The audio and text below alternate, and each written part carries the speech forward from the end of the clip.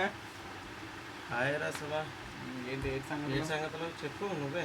ఏది బీటెక్ ఎంతవరకు వచ్చింది? నేను ఒక 2 ఉండిపోయాయి సెమ్లోనే. సిగ్గులేదు చెప్పడానికి, సిగ్గులేని జన్మ మీరు. అంటే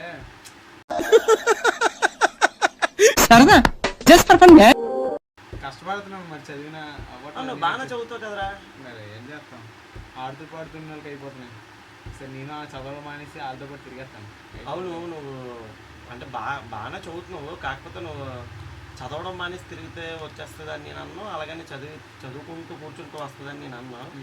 కాకపోతే అనుకోండి జిమిక్లు మ్యాజిక్లు ఉంటాయి, అవి అప్లై చేయాలి.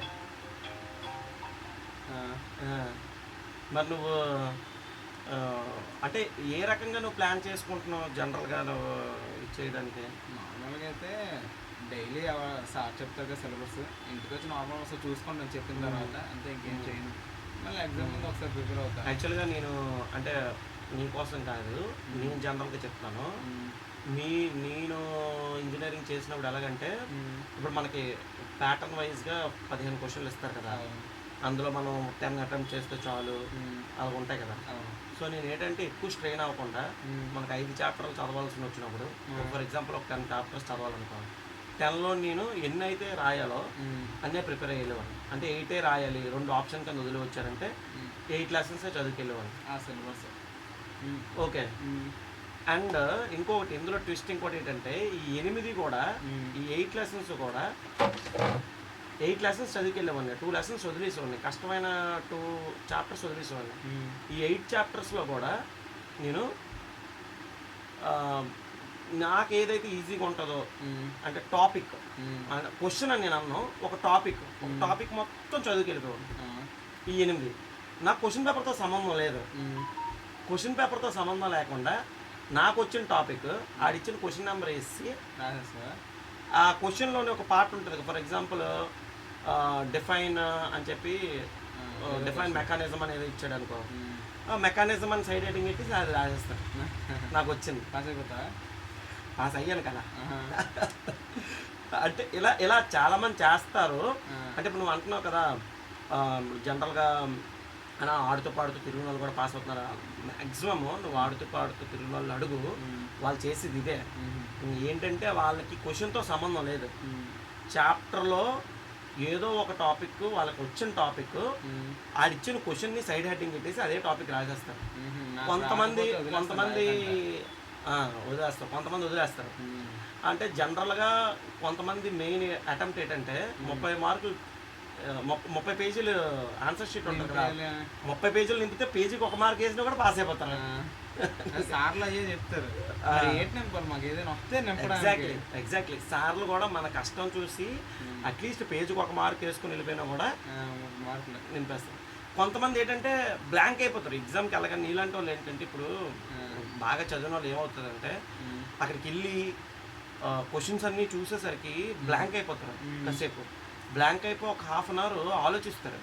లాస్ట్ పావు గంట కూడా పేపర్ ఇవ్వడానికి ఎగ్జామినర్ పేపర్ లాక్కున్నా కూడా సార్ 10 నిమిషాలు సార్, 10 నిమిషాలు సార్, 5 మినిట్స్ సార్ అని బతిమలాడుతుంటారు.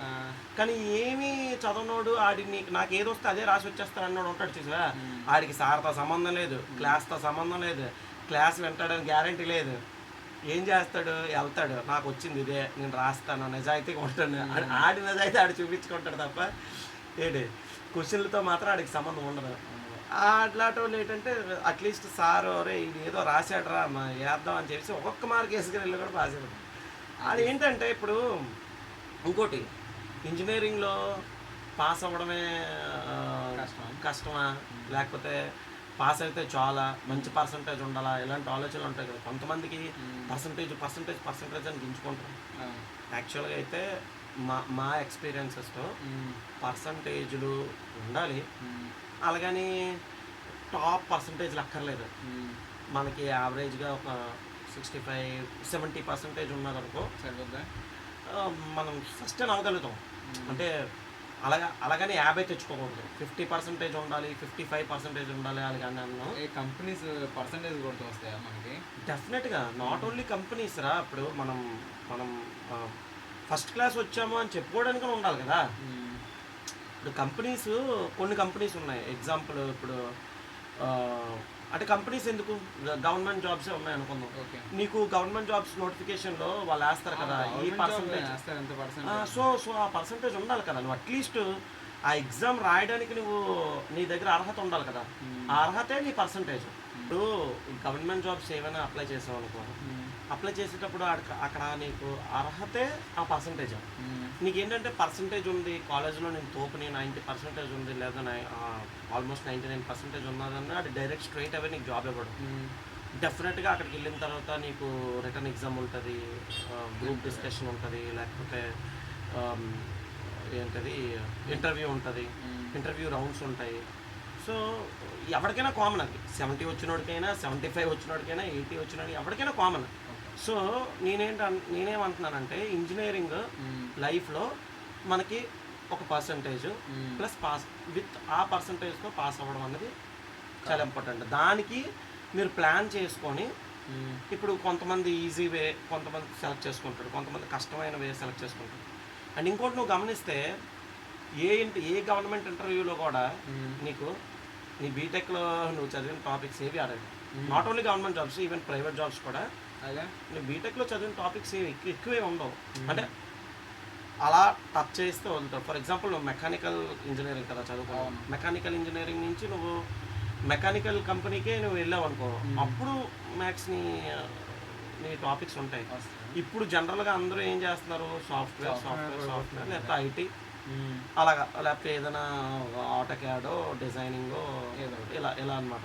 డిఫరెంట్ స్ట్రీమ్స్ లాగా వెళ్తున్నారు. కాబట్టి కొంతమంది ఆ బీటెక్ చదివిన వాళ్ళు ఫిలిమ్స్లో ఉన్నారు, హోటల్స్లో ఉన్నారు. ఇలా ఎవరి ఇంట్రెస్ట్ సో ఇలా ఎవరి ఇంట్రెస్ట్ వాళ్ళది కాబట్టి అలా ఉంటుంది. సో నేను మళ్ళీ చెప్తున్నాను, అందరికీ చెప్తున్నాను, బీటెకే కాదు, డిగ్రీయే కాదు, ఏదైనా కూడా మీరు ఒక ప్లానింగ్ ఎగ్జామ్కి ముందు కానీ, లేకపోతే కొంతమంది ఎగ్జామ్ వరకు కూడా చదవకుండా ఉంటారు. నీలాగా ఇప్పుడు క్లాసెస్ అవుతుంది, మళ్ళీ వస్తారు, చదువుతారు, మర్చిపోతారు. కొంతమంది ఏంటంటే ఎగ్జామ్స్ ముందు 2 రోజుల ముందు చదువుతారు. యాక్చువల్లీ ప్లానింగ్ మర్చిపోతున్నాం. స్ట్రెస్ కాకుండా, స్ట్రెస్ తీసుకోకుండా డైలీ శివ చదివినట్టు డైలీ చదవడం ఓకే, ఇట్స్ ఇంపార్టెంట్ యాక్చువల్లీ. దాంతోపాటు మనం ఎగ్జామ్స్లో ఎలా కోపప్ అవ్వాలని కూడా ఒక ప్లానింగ్ వేసుకొని, నేను ఇన్ని క్వశ్చన్స్ చదువుకుంటాను, ఇన్ని నేను గుర్తుపెట్టుకోగలుగుతాను, లేకపోతే నేను ఏ ఇంపార్టెంట్ టాపిక్స్ ఉంటాయో ముందే నేను ప్రీవియస్ క్వశ్చన్ పేపర్స్ అన్నీ వెళ్ళి ఆ క్వశ్చన్ పేపర్స్ తీసి చదవడం, వెయిటేజ్ ఉన్న లెసన్స్ అవి చదివితే, వెయిటేజ్ ఉన్న లెసన్స్ చదువుకోవడం, వెయిటేజ్ ఉన్న క్వశ్చన్స్ చదువుకోవడం, ఇలాంటివన్నీ కూడా ప్లానింగ్ చేసుకొని అంత ప్రెజరైజ్ అవ్వకుండా చదువుకుంటే ఎవ్వడికి కూడా అసలు బ్యాక్లాగ్స్ అనేవి ఉండవు. శివాలాట వాళ్ళకే ఉన్నాయంటే మిగతా వాళ్ళకి ఉన్నాయని అనుకుంటున్నారు చాలామంది. ఇప్పుడు శివ చెప్పినట్టు ఆడుతూ పాడుతూ చదువుకున్నా కూడా అయిపోతుంది.